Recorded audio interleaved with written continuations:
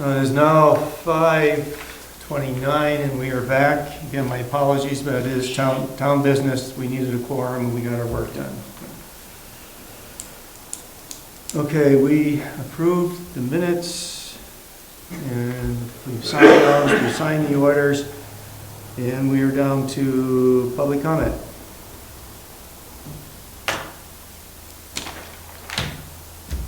Any public comment? Hearing none.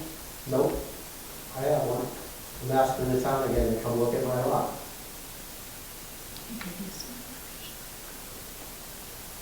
I asked the town to come there in April. They came.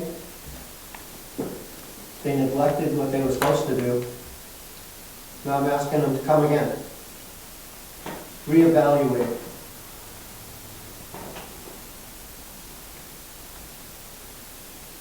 Not supposed to have any running water within 150 feet of a leach field.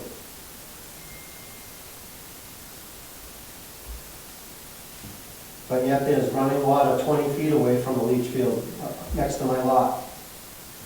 So Mr. Gates has given us a subchapter 6 standards, background, groundwater quality, preventative and corrective actions. And at the top, it is handwritten Department of Environmental Conservation, Chapter 12. And highlighted is establishment of compliance points. A single activity may have multiple compliance points.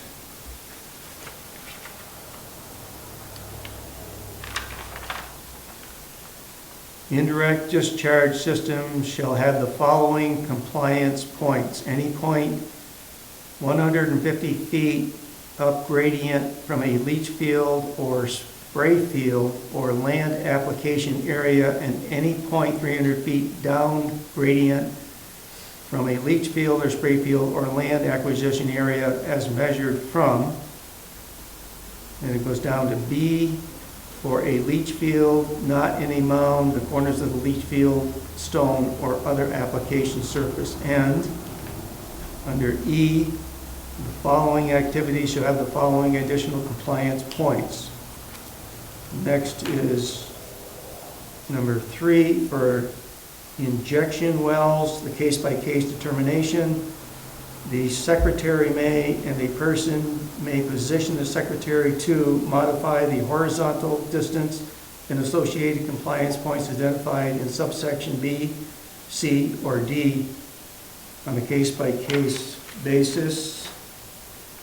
The secretary shall not approve an increase in the horizontal distance that would allow a compliance point to be located beyond the boundary of the property on which the activity is located.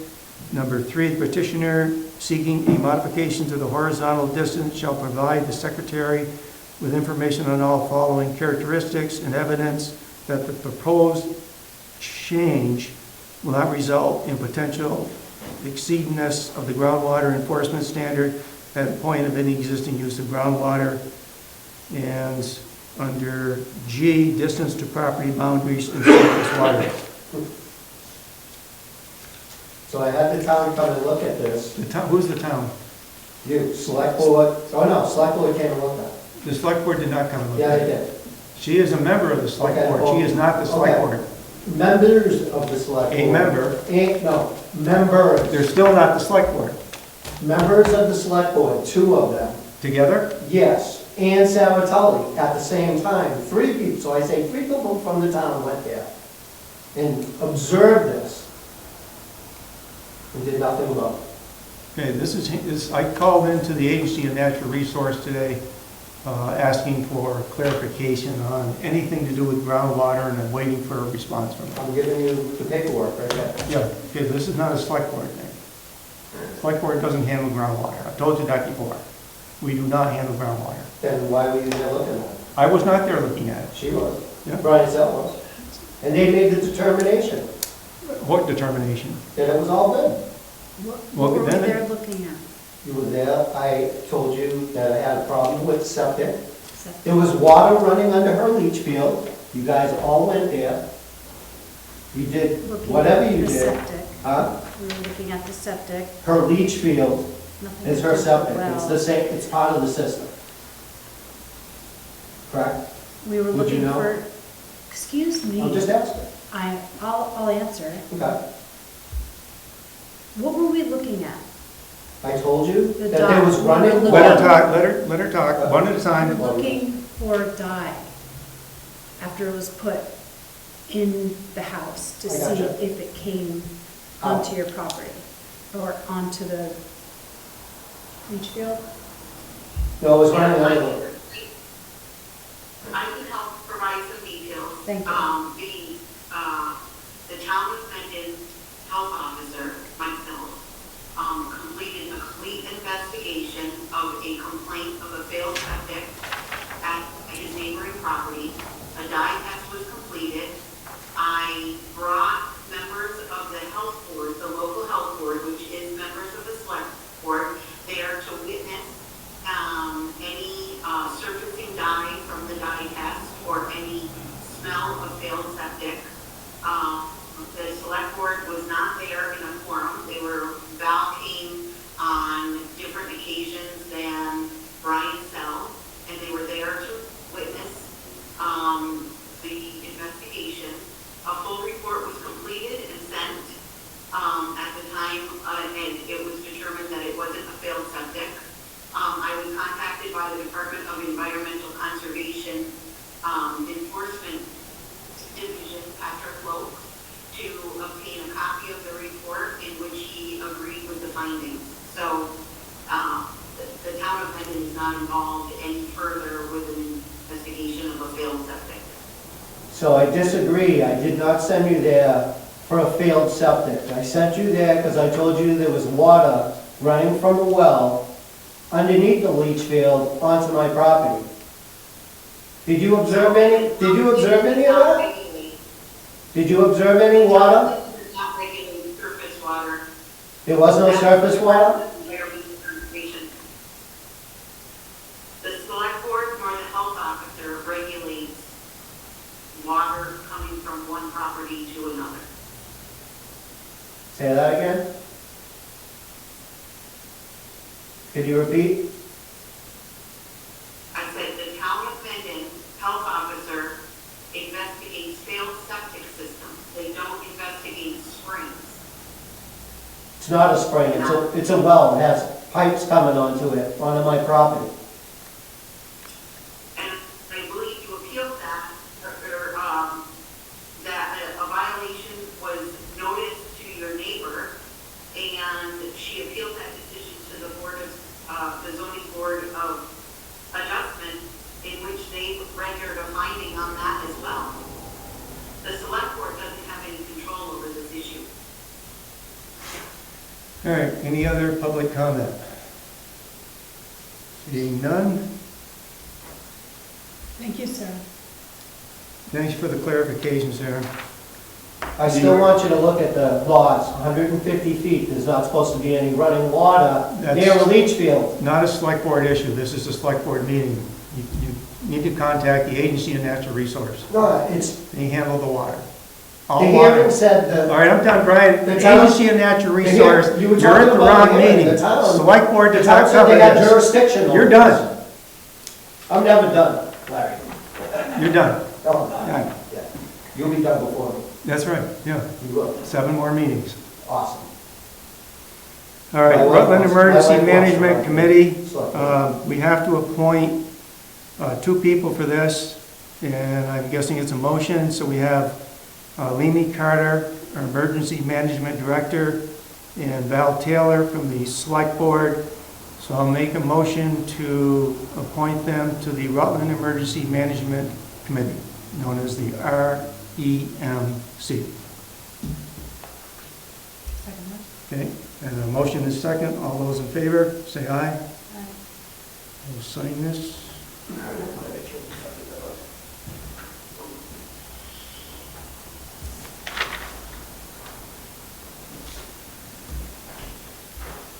ARPA timeline and project list.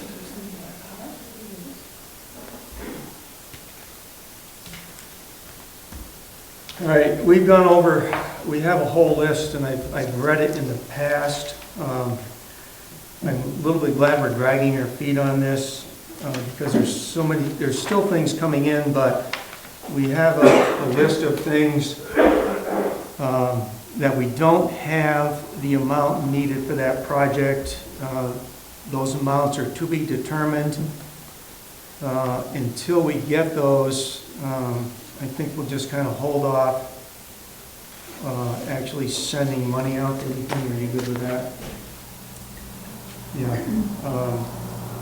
One of the things we've gone over this before, the office generator, we have one quote so far. Because of getting other quotes, I won't mention the amount. It's 50% of that is coming from the state, so it's come in more than what we thought. So it'll take a bigger chunk of our ARPA money. So that's one of the ones. We do have funding or not funding, but request and amounts for the digitization of our land records. I think the vault upgrades, that amount needs to be determined.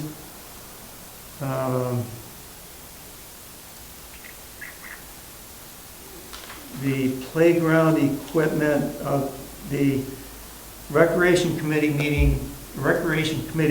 is meeting tomorrow. So I'll bring that up to them to see if I can get a figure from them, see where they're at on this one.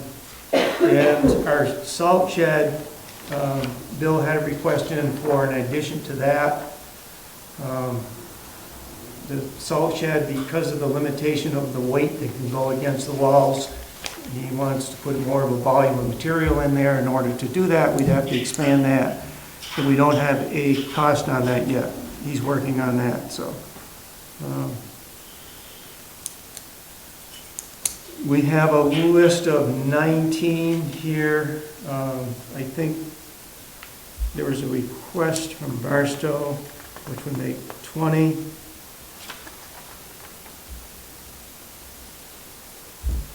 All right, so I think until I'll contact some of our department heads to see if we can get some more of these information updates as to what their timeline is for getting us cost of some of these projects. When we get those, we'll total them all up and see where we are with money that's left over. Just for the record, ARPA funds must be obligated by December 31st, 2024, and they must be expended by December 31st, 2026. So we have some time for those individuals to get us some more information.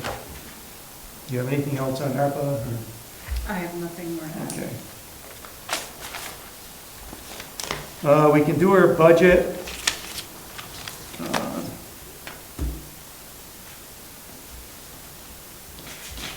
So we're going to focus on salaries, but just going over before we get to salaries.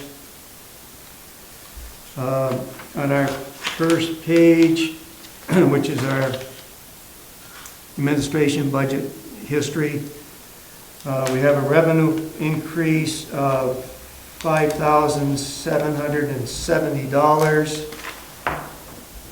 And then on our expenses, administration expenses, our expenses have gone up, when you subtract and add where we made decreases and increases.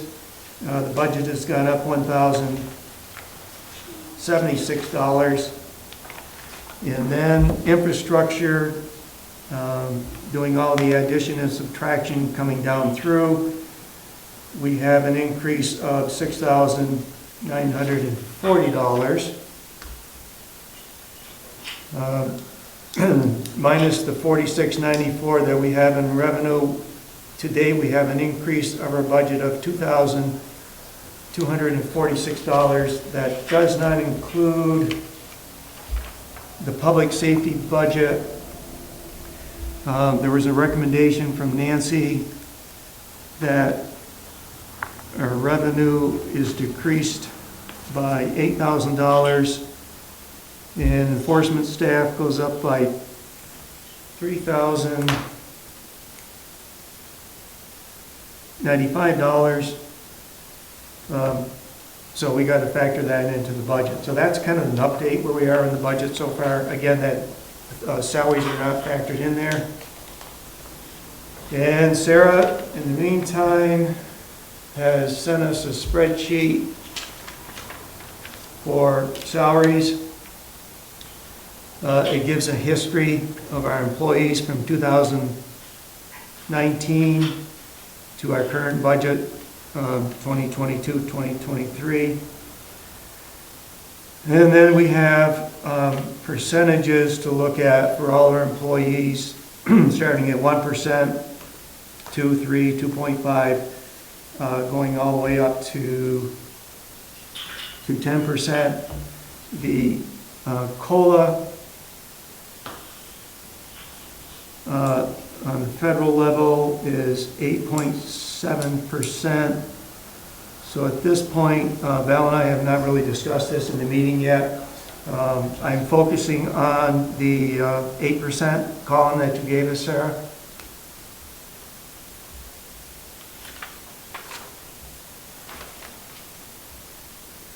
And Val, I'm not sure where you are on this one, so, I mean, this is still a draft and discussions, and I noticed in the past we kind of go back and forth on this one.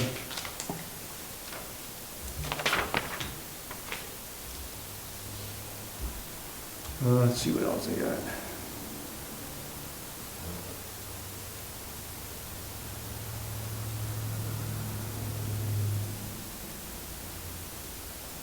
So Sarah, the COLA that you gave us, that came from VLCT, is that correct?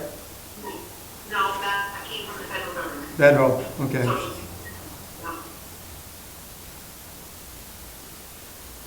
And that again is 8.7%. Yeah.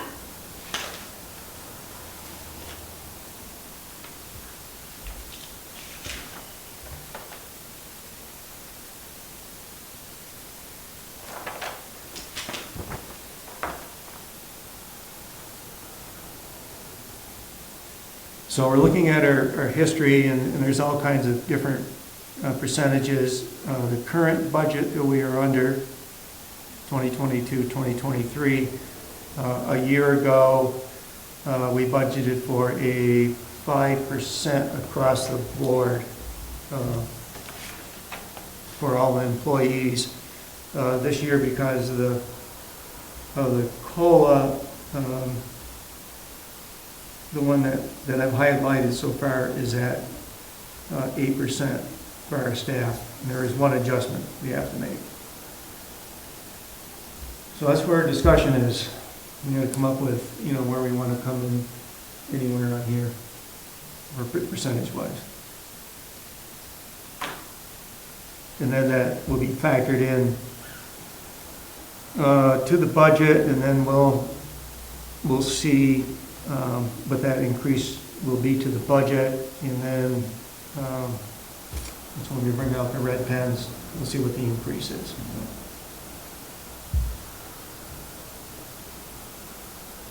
So you want to leave it at that and just see, factor that one in, or maybe factor something else in and see what that does on the budget. We can start there. Okay.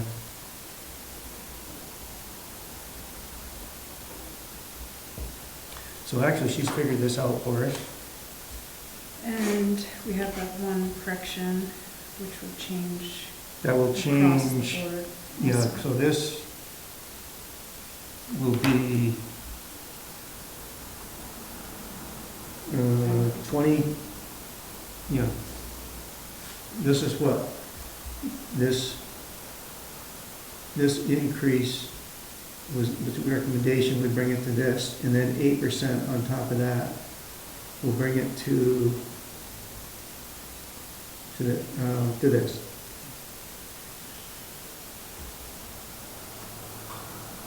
Let's see. I've gotten this number earlier from the office. Okay, so.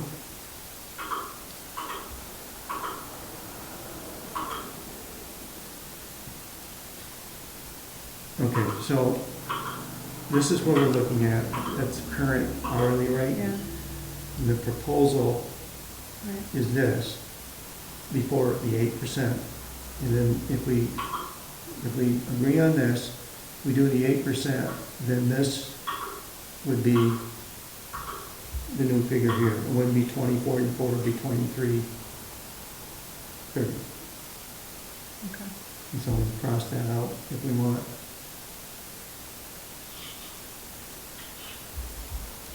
So that's Yeah, going the to be, number's different than ours. where are you? Which was just the Well, I might be on another page. Well, those are comparisons to the LCT. This Oh, is there 8. you are, there you are. right Yeah, there. right here. Okay, So that's going to be thank you. 2330. All right, Sarah, so I think we're in a consensus now for the 8%. And we have one adjustment, which I'll email to you. And then that'll change your bottom figure, where you had an increase of 30,757. There's going to be an increase there, but I'll do the math and send that to you. Would that work? Yeah, Okay. yeah, and I'll just confirm that with you and send it back out to you so that I make sure that I'm doing that correctly. Yes. Yep. Yeah, okay. And reserve funds.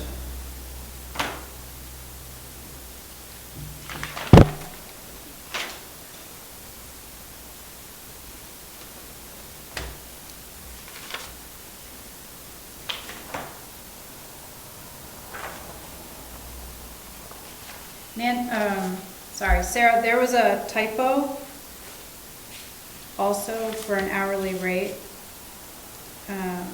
I can email that to you if you want. It's the last employee on the list. Do you want me to just email that? Yeah, if you could do that, Okay, I'll work that through tomorrow. okay. And then, oh, Sarah, now that road crew number 3, which we have been unable to fill that position.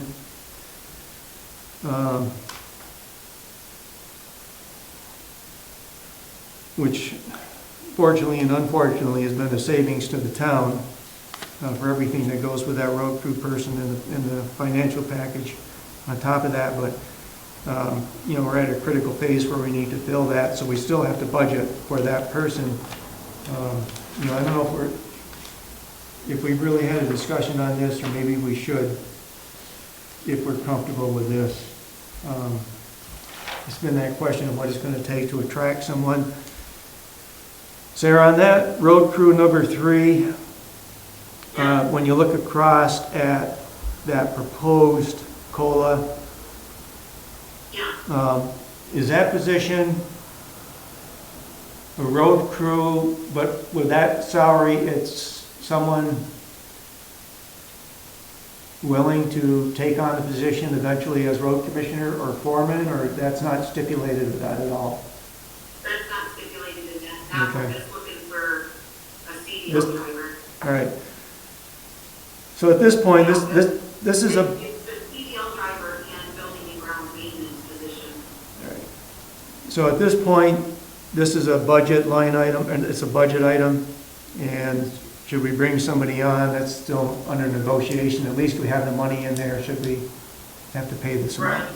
So, I'm- And leaving that percent increase effective July 1st would allow for room for negotiation. right, all right, so at least we're covered, should we're able to find someone.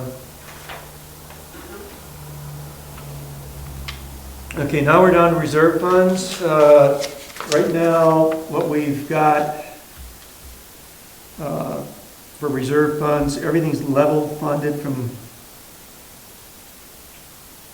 from last year. So the question is, do we want to leave them level funded, increase, decrease anything?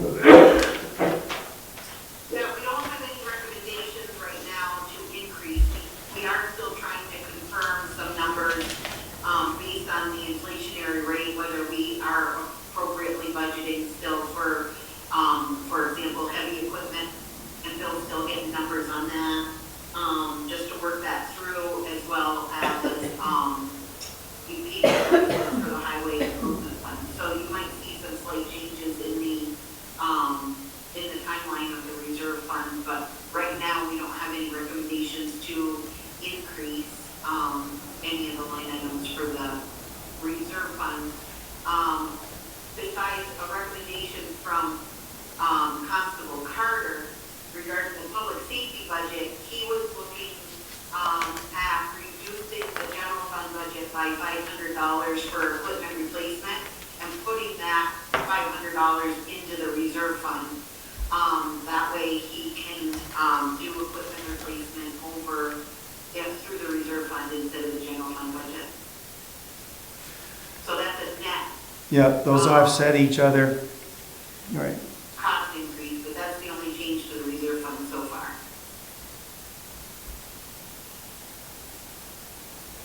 Okay, the 500, yep. Now that we pulled the public safety budget out, just looking at it again, our proposed budget we're working on, 2023, 2024. The 2022-2023 budget, we had budgeted 35,000.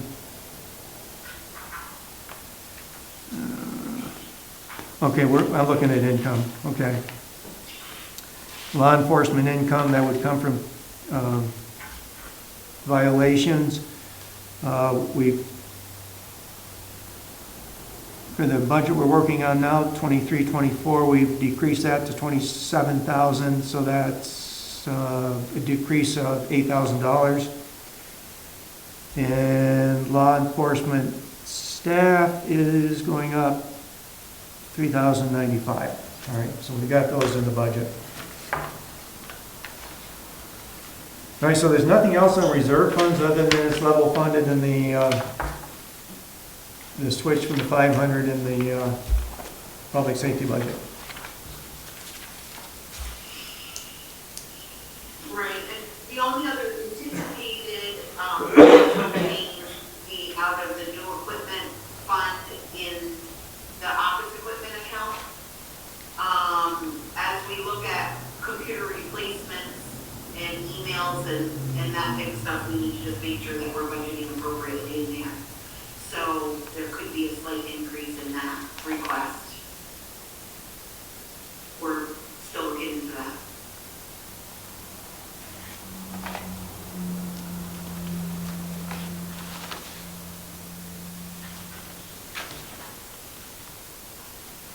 Sarah, if you have that budget in front of you, we're still under reserve funds.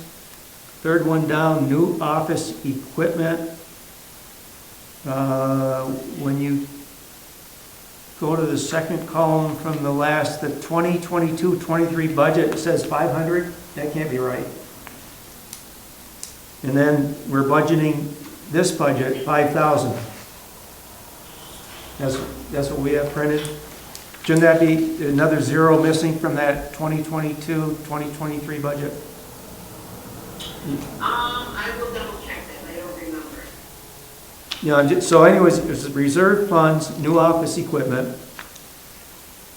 The current budget we're under, for the reserve fund, it says 500, but then the budget we're working on right now, 23-24, for the budget it's 5,000. I just think there's a zero missing there, but. Yeah, it could be. I'll double check that, Larry. All right, I love budgets. I am a numbers person. So, I think that if we covered everything, we did salaries, you're gonna work on that, I'll get you that information, reserve funds, we'll see if anybody has increases, decreases. Right now, they're level funded. Are we ready to move on, or are we still on this? Anything else you need from us? Okay. No, that's,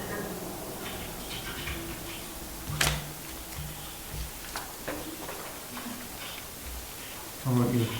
You good with us so far? and then Larry, just as a reminder for appropriations, that you've determined, at a previous meeting that the select board will require petitions for any new or changed appropriation levels. But if, an organization has requested in the past and been funded and their request has not changed, that you would waive the petition requirement for those organizations. That's correct. Yep. Can you show me on here the 5,000, and just Yep. looking to see if-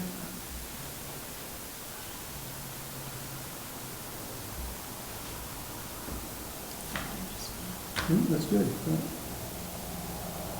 Right there, see? All right. It should be, I think that's missing a zero, because it can't, we didn't budget last year for 500 and then go up to 5,000 this year. Okay. So this is the one we're working on. I think there's a zero missing. All right.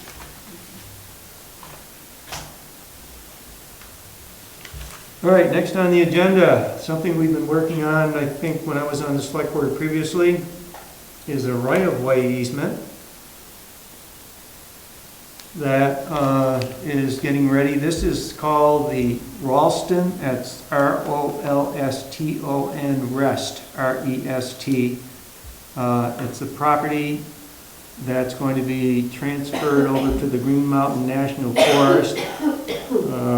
I would say this is easily a 10-year project.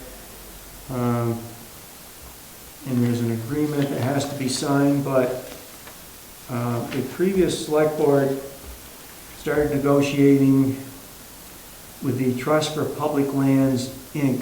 to have a right-of-way through their property should we ever have another emergency or we need to get out of town and we need that way to get out. So that's been negotiated, and it has to be done now because once it turns over to the Green Mountain National Forest, they will not give us a right-of-way. So the communications have finally come through where they're going to give us an easement. It's a 50-foot right-of-way. So this basically is off our right-of-way through Old Turnpike Road, and that right-of-way would get us out to Route 100. Is that correct, Sarah? No, To Elbow Road and out through 100 and Mendon. to Elbow Road. Okay, yeah. And again, this has to be done while it's still under the hands of the Trust for Public Lands before it gets to Green Mountain National Forest. So this has to be signed by Kathleen Warner for the Trust for Public Land. And it has to be signed by me, but I can't sign it. I have to sign it before a notary public. So I will do that this week.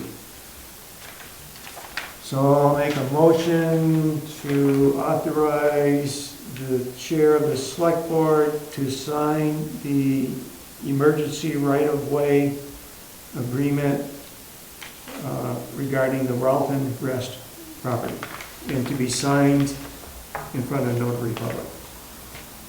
Second. And all those in favor signify by saying aye. Aye. All right, I will sign that this week. That goes to my file. So Larry, if you could do that tomorrow, because then the office is closed for the remainder part of the week. Okay, I'll come in, sign it, and then physically deliver it to you. Or do you want it, it has to be mailed, hard copy? Yeah, you can put it in my mailbox at Okay. the office.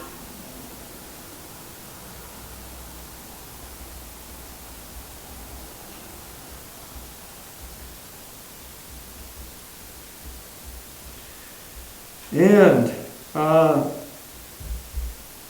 got a call from Don Chaffee, who is the chair of the Rutland Town Select Board. They have a fireworks display every year at Northwood Park, and the cost has gone up considerably. They're in their budget process just like we are. And he was reaching out to Mendon first to see if we might be interested in participating financially to that display, which is around July 4th. And then he talked about splitting the cost, but then in thinking about this, the difference in population between Rutland Town and Mendon and the difference, significant difference in tax base, that there's no way we could split it. You know, this is not a motion item because it would be part of the budget, but since the Recreation Committee is meeting tomorrow, I'll bring it up to them to see if they might have any interest in pursuing this or not. This is a kind of a tough year for us to add this to our budget, so I just wanted to bring that up just for discussion, so you know about it. Okay. Yeah, and Larry, just as a reminder for all, currently our fireworks budget is 0. Okay. As it should be. Yeah. Yeah, question, how visible have they been from Mendon itself? I don't know. Right now, it's, you know, ironically, it's open to the public, so Mendon residents can go. What they were talking about in discussion with Mr. Chaffee was making it more of an all-day event. Mendon residents, there could be a barbecue or something, however you wanted to set it up. The planning hasn't even gone through yet. It's an early discussion. There'd be designated separate parking for Mendon residents, different things they could do, something like that. Are So. they reaching out to other communities in addition to? Well, they reached out to us first because we share different things with them. Some of our equipment we co-share with them. And so they came to us first. So and I wanted to get back to them because they are working on their budget. And if it's something we're not interested in, then they would probably reach out to another town. So the costs, basically they budget for it every year. This year the cost went up like everything else significantly. So that's why they were trying to reach out. So, but the splitting, you know, we're talking 50-50, that wouldn't work.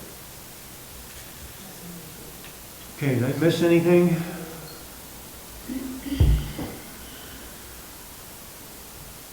Sarah, I don't think there's nothing else on the agenda. I think I covered everything. I mentioned the Recreation Committee's meeting tomorrow. We'll discuss this. The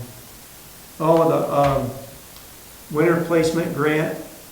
Could you just announce what we... I just want to make a announcement that we submitted the winter grant, and we should hear from them soon on whether we received that grant or not. I thought we did receive the grant. Oh, no? So, the AARP will be making an announcement of the Okay. grant the week of Thanksgiving. Okay, thank you. Anything else? I have nothing else. Okay. You want to make a motion to adjourn? I will make a motion to adjourn at Okay. 6:04. And I will second it. All those in favor, say aye. Aye. We are adjourned.